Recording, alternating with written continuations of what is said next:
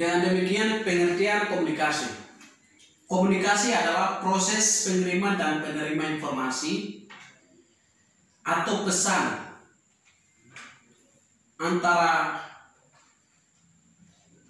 dua individu atau lebih dari itu, yaitu disebut dengan kelompok.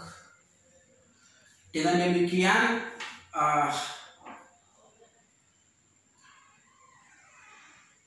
komunikasi penting, dapat dikatakan penting karena adanya komunikasi bisa menciptakan suatu informasi yang benar. Dengan demikian pengertian komunikasi, dan yang berikut yaitu tujuan komunikasi. Setelah mengetahui apa itu pengertian komunikasi, berikutnya kita akan pelajari atau mendalami yaitu tujuan komunikasi. Secara singkat, tujuan komunikasi adalah untuk menciptakan kesepahaman antara kedua belah pihak, namun ada sejumlah tujuan dari komunikasi yang perlu kita ketahui sama-sama. Yang pertama adalah agar hal yang disampaikan bisa dimengerti dengan cukup baik. Dengan adanya komunikasi, maka akan menghindari diri dari kesalahan pahaman. Yang kedua adalah agar mampu memahami maksud perkataan orang lain atau penyampaian orang lain.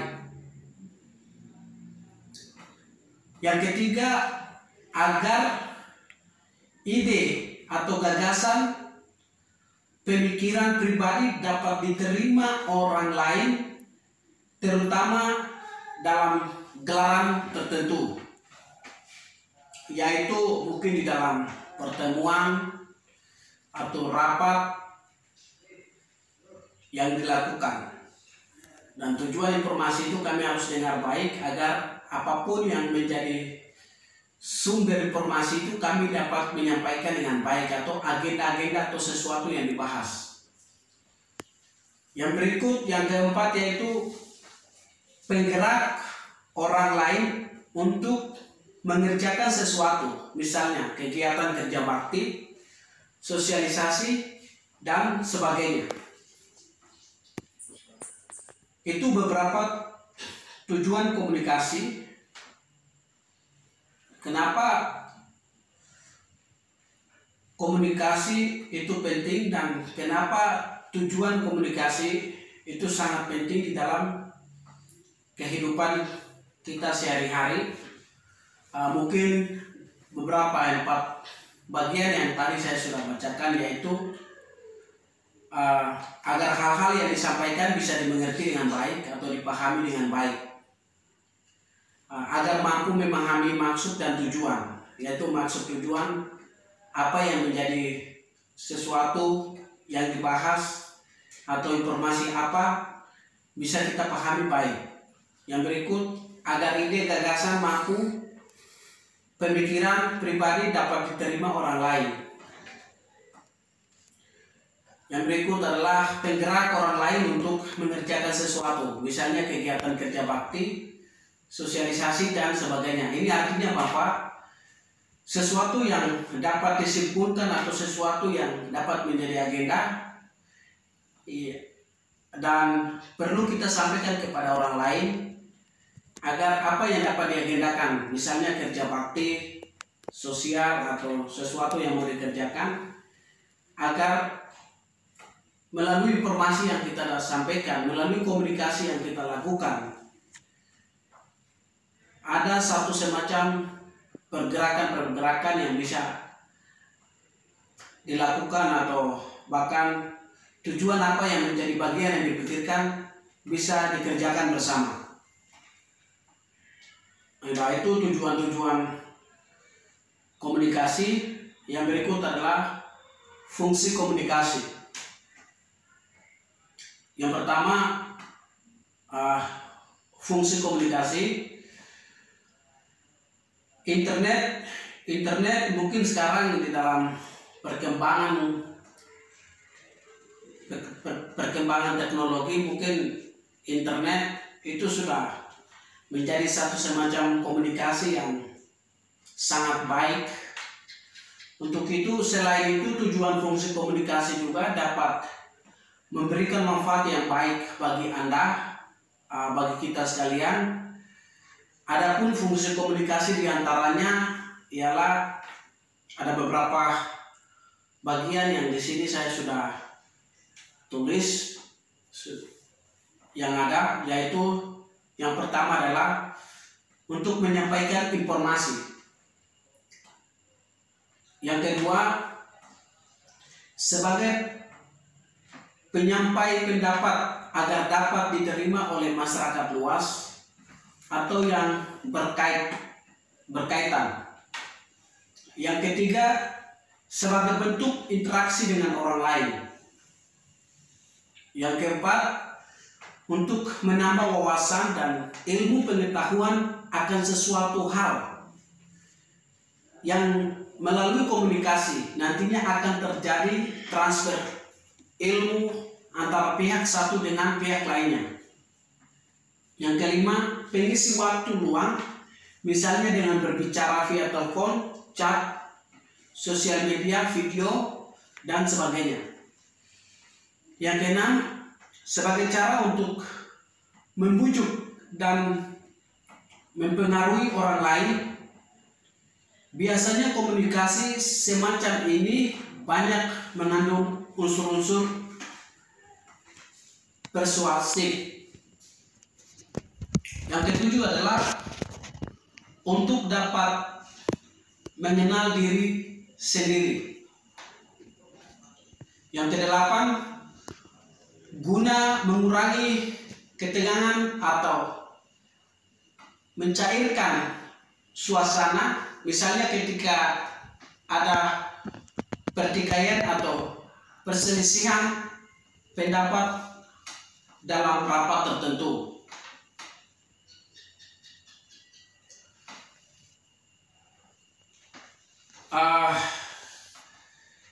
Yang ke-9, sebagai hiburan, misalnya ketika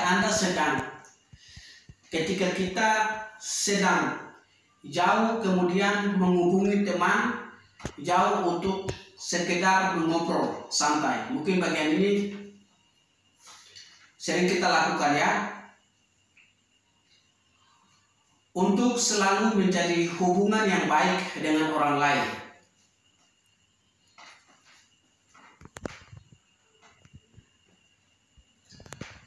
Itu adalah beberapa fungsi komunikasi. Ada 10 bagian yang saya sebutkan di sini atau membacakan dengan materi kami, yaitu fungsi komunikasi. Jadi fungsi komunikasi. Ada beberapa fungsi komunikasi yang tadi saya bacakan. Itu mungkin sebagian besar kita lakukan, dan mungkin ada beberapa bagian seperti unsur-unsur yaitu yang dapat dilakukan di dalam pertemuan atau agenda-agenda di dalam organisasi. Bahkan beberapa poin yang tadi saya bacakan itu mungkin di kalangan kita seperti kalangan biasa itu tidak kita lakukan. Tapi kalangan kami yang biasa pada umumnya, yaitu masyarakat, yang kami lakukan adalah mungkin bagian 9, yaitu kita melakukan semacam komunikasi, yaitu sebagai hiburan. Misalnya ketika kita sedang jenuh kemudian menghubungi teman jauh untuk sekedar mengobrol santai. Mungkin ketika kita banyak kegiatan, bahkan kita capek atau melakukan aktivitas yang berlebihan, bagaimana untuk kita melakukan satu semacam komunikasi untuk menghibur diri kita, yaitu dengan teman kita mengobrol Itu yang sering mungkin kita lakukan, yaitu masyarakat biasa yang pada umumnya. Yang juga untuk selalu menjadi hubungan yang baik dengan orang lain. Nah, ini bagian 10 ini sangat penting untuk selalu menjalin hubungan yang baik dengan orang lain. Komunikasi itu fungsinya, kalau kita memahami bagian-bagian komunikasi ini atau fungsi-fungsi komunikasi ini, yaitu kalau ketika kita melakukan komunikasi dengan orang baik, berarti orang lain pun akan percaya kita, bahkan menjadi bagian kepercayaan yang kuat terhadap kita, sehingga apapun yang menjadi bagian yang mereka dengar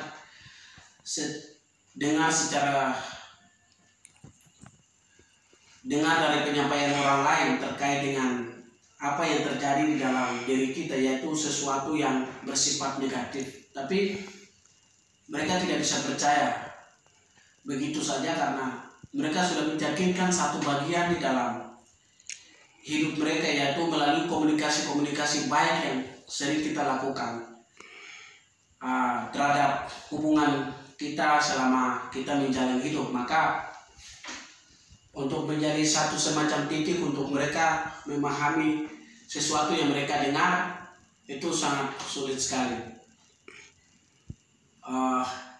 Yang berikut adalah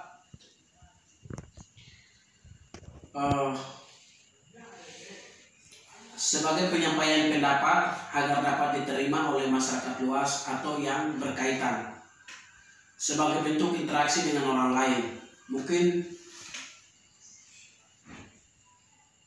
hal-hal yang sering kita lakukan saja, mungkin saya terangkan, mungkin sebagian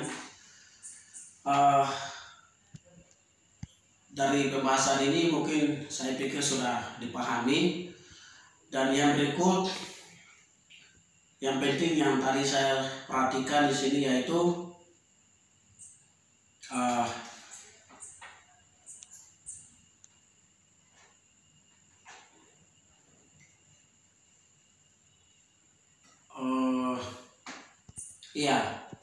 pengisi waktu dan ruang, misalnya dengan berbicara via telepon. Nah, ini mungkin sama halnya dengan nomor 9. Nah, itu fungsi-fungsi komunikasi. Fungsi-fungsi komunikasi. Jadi komunikasi ini sangatlah penting.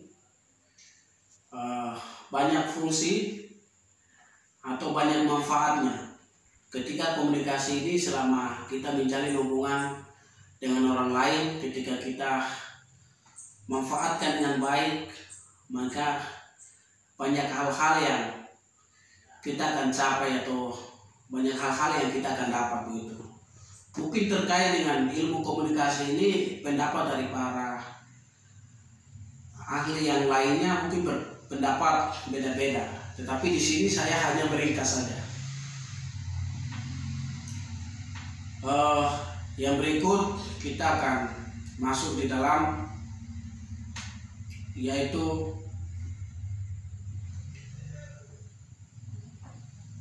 jenis-jenis komunikasi. Jenis-jenis komunikasi. Yang pertama adalah komunikasi berdasarkan penyimpanan, yaitu lisan, tulisan, komunikasi berdasarkan tujuan, yaitu jika kita komunikasi berdasarkan tujuan. Yang ketiga, komunikasi berdasarkan ruang lingkup, yaitu komunikasi internal, komunikasi eksternal.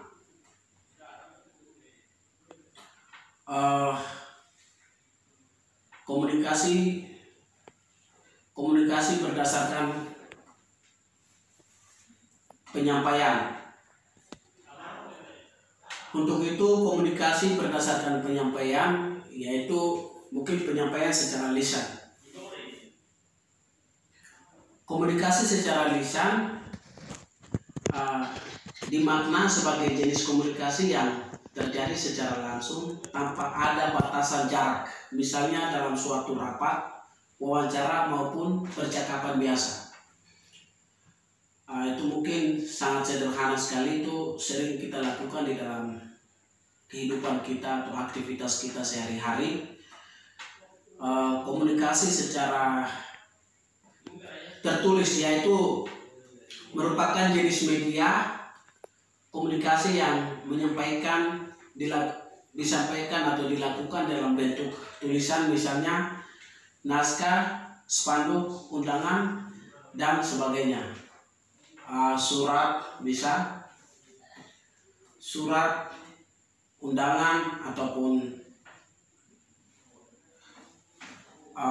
naskah atau spanduk, yaitu berupa tulisan. Komunikasi yang terjadi berdasarkan tujuan.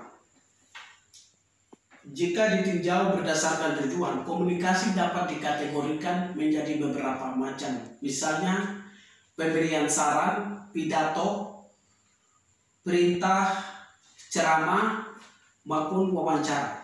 Konsep komunikasi semacam ini menekankan bahwa komunikator menjadi faktor penting dalam jalinan interaksi tersebut.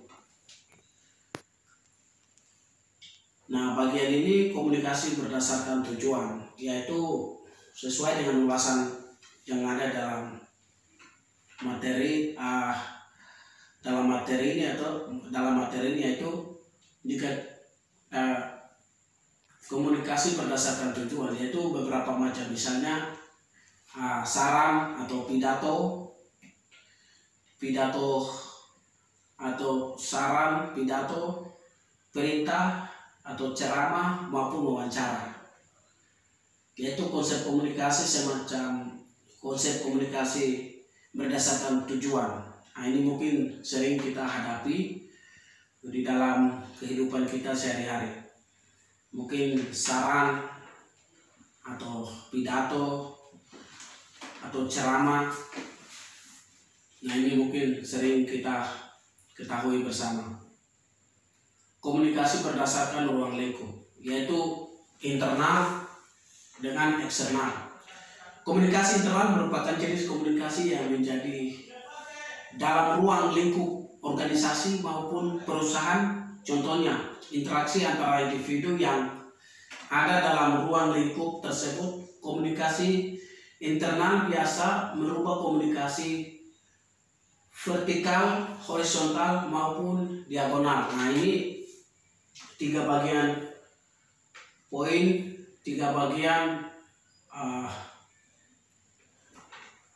komunikasi internal bisa merubah komunikasi vertikal, horizontal maupun diagonal. Ini dapat diperlakukan di dalam pertemuan-pertemuan internal, yaitu pertemuan-pertemuan tertutup. Nah, pertemuan tertutup atau pertemuan internal. Komunikasi berdasarkan ruang lingkup, yaitu komunikasi internal. Komunikasi internal ini komunikasi yang bersifat tertutup, tetapi mempunyai dampak yang besar. Artinya agenda yang dibahas sebelum menuju pada ruang eksternal atau ruang yang lebih terbuka dapat dibicarakan secara internal atau secara tertutup. Nah, hal ini kebanyakan dilakukan atau dilalui di dalam organisasi, yaitu seorang ketua mampu untuk menghadirkan seorang bawahannya, yaitu seperti wakil, sekretaris, bendahara, dan sebagainya.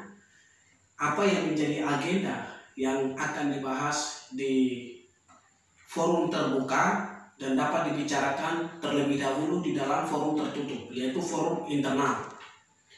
Lalu keputusan-keputusan itu yang tadi saya maksud ini dibicarakan dalam internal tapi berdampak besar. Artinya keputusan-keputusan yang dapat diambil maka akan dibicarakan lebih luas lagi di kelompok yang lebih besar atau di muka umum. Nah, itu yang tadi saya maksud berdampak besar kan. Di situ menjadi satu semacam keputusan yang akan diambil bersama untuk mengerjakan sesuatu atau mencapai sebuah tujuan. Yang berikut adalah internal, eksternal. Komunikasi eksternal berarti komunikasi yang terjalin antar organisasi maupun masyarakat dalam berbagai macam bentuk, misalnya konferensi pers, pameran, publikasi, siaran televisi maupun bakti sosial.